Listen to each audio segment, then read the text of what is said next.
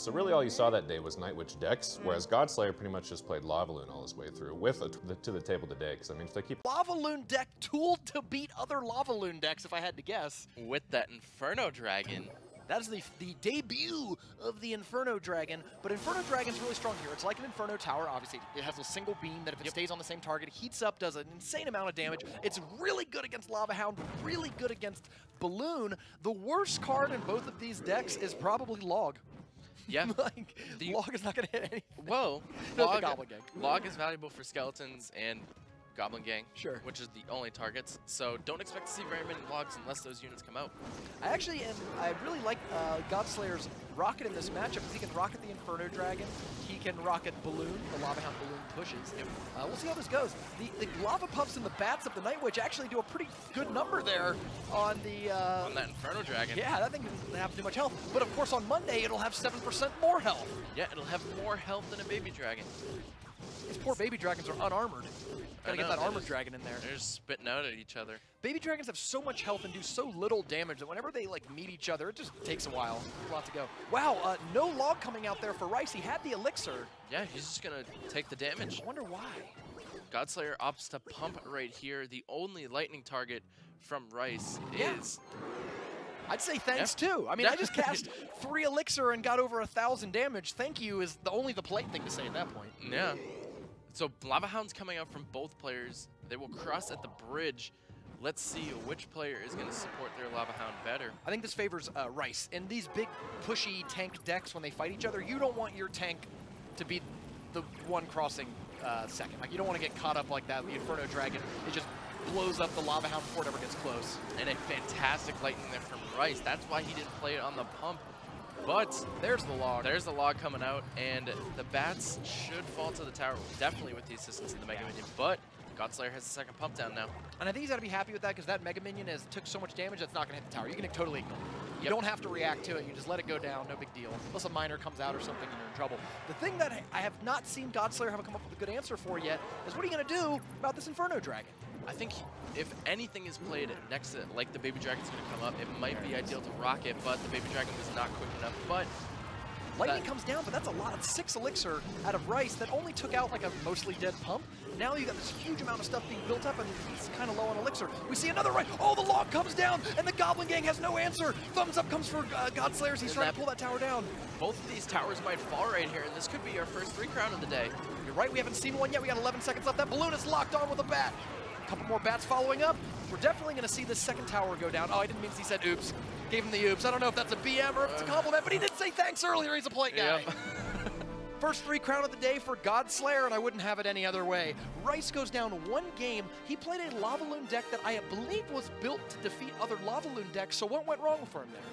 I think that lightning, like we had said, he was lightning a half-dead pump. I don't think that lightning was very much called. Collector, and then right after, there comes the Baby Dragon, there comes the Balloon, there's like a Night Witch in the middle. You'd love to lightning all that, you know what I mean? Yeah. All of that wants to be lightninged, and he just didn't have it in hand at that point. Yeah, and the log on the Night Witch too was an interesting play with the Goblin Gang coming down the right-hand side. I think Rice was in full panic mode at that point where he's just like, I'm just gonna log. I think log is kind of bad in both these. If you know that your opponent not stopping on that one, Rice, what was that? Oh no. Oh no, he missed. He missed the tower. He was so, like, the funny thing is, you don't have to be that quick. It's not like a rocket. So here's the thing. Rocket will full kill an elixir collector, but with how long it takes for rocket to go, you got to fire it real quick. You can't wait on it. Lightning only takes 6 of the 7 pumps off, so you actually have like a 10 to 15 second window to cast it. Yeah. It looked like Rice was trying to do it a little quickly there and missed the tower, and that's really going to hurt. This rocket's taking out 7 elixir worth of defense. And now comes out the Inferno Dragon. That will melt the Lava Hound, but the Lava Puffs and Bats from the Night Witch will take care of that Lava Puff, or the Inferno Dragon pretty quick. Once we see that log again, and like, I'm not a big believer in the log, especially not against the Night Witch. The Bats are coming out, taking care of the Inferno Dragon, and that tower is taking huge damage. Little fist pump from Godslayer. Yeah, he got off some really good value from that Night Witch there. The log being used to just do damage to the Night Witch, and I don't know if that was worth it. I don't know what else he had in his rotation at that point. I think he does know that log's out of hand, though. Great defense by Baby Dragon there. I think that's probably the most reasonable defense. He did get a little bit of damage, but I think Rice is happy with that defense. Another pump comes out for Godslayer. Let's see if the lightning comes out. This time, might hit the tower. Yep, there it is. It's going to strike the tower this time. He's not missing it for a second time.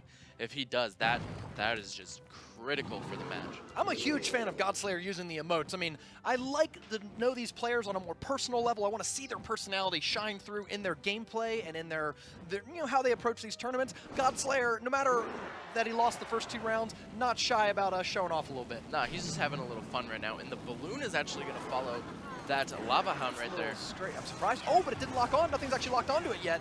Now 2 things have locked onto it. I don't suspect it's going to make it to the tower. No, it won't. But the death explosion. The death damage will finish off the Mega Minion and do some damage to the Baby Dragon.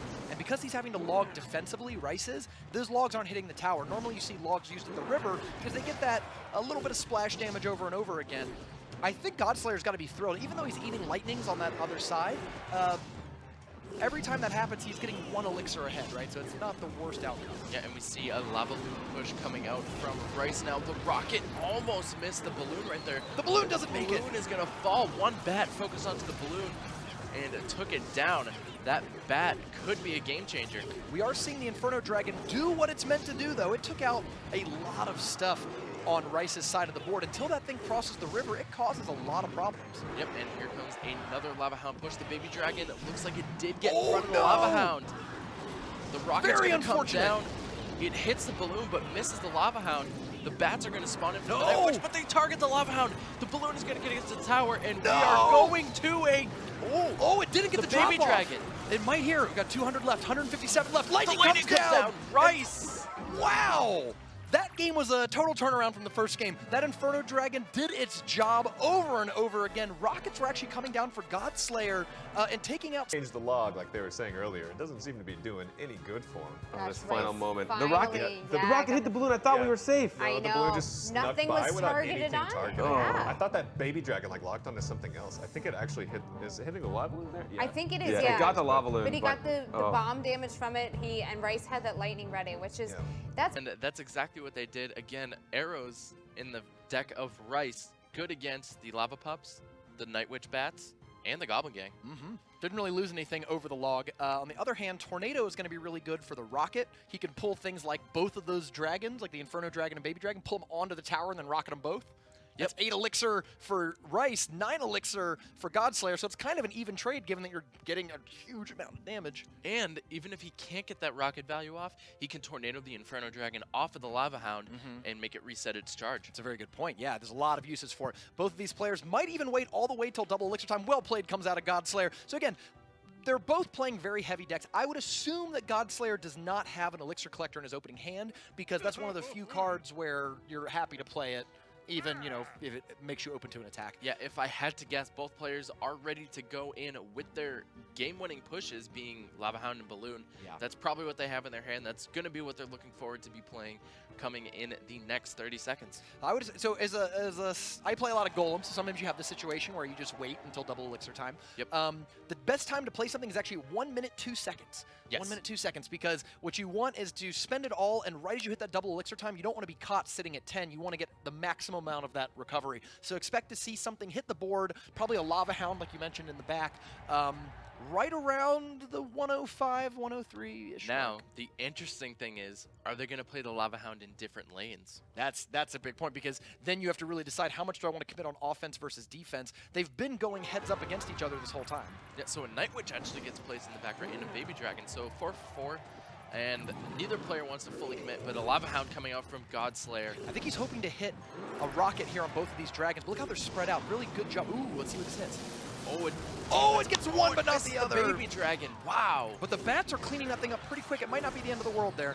Arrows comes down. Arrows come down. No damage done to the tower. And since Rice did play the Lightning, Godslayer knows he can pump safely. And look at that, no damage on Rice's tower. The arrow's way better than log against flying things. So here comes the Goblin Gang, blocked by the Baby Dragon. Yep, Baby Dragon will shut that down, no problem. And then tank the Spear Goblins. Lightning finally goes down on the pump. I don't know about that. It's a little late, I agree, and that's like what happened to him last time is he used the lightning, and now you have free reign to kind of throw as much stuff down as you want. Downside is that this Inferno Dragon has locked on. I think we'll see the arrows should come out here for Rice. Now watch this. We're going to see arrows come out, take out the bats and the pups. No! He doesn't have it in cycle! No, the Baby Dragon's going to come down and do just as well. He could have received a lot more damage than that, but the Baby Dragon cleaned up most of the lava pups and the bats. Rice goes for the lightning.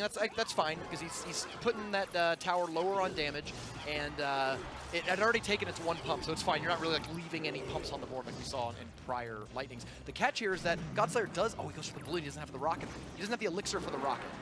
Nope, and he's going to be closing in on it. Baby Dragon's going to come down. Let's see if a defensive lightning is going to come down. Oh no! The rocket goes on, and Godslayer. Boom! He gives the guns. He throws the hat. Godslayer walks off the stage with his first win of the game. Woo! The little cowboy action right there from Godslayer.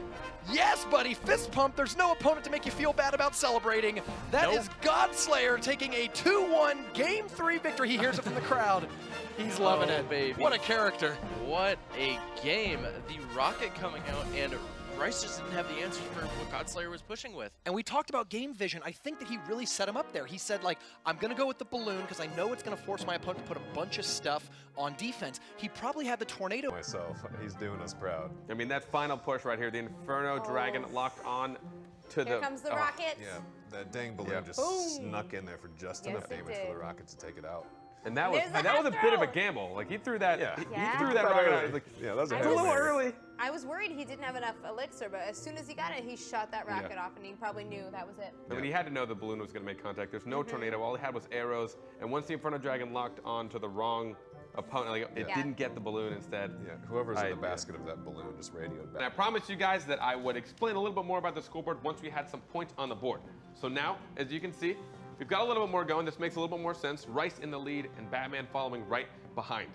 Something to note, there's some color coded here. This is the round robin stage, and as they move on, they'll be moving into our finals.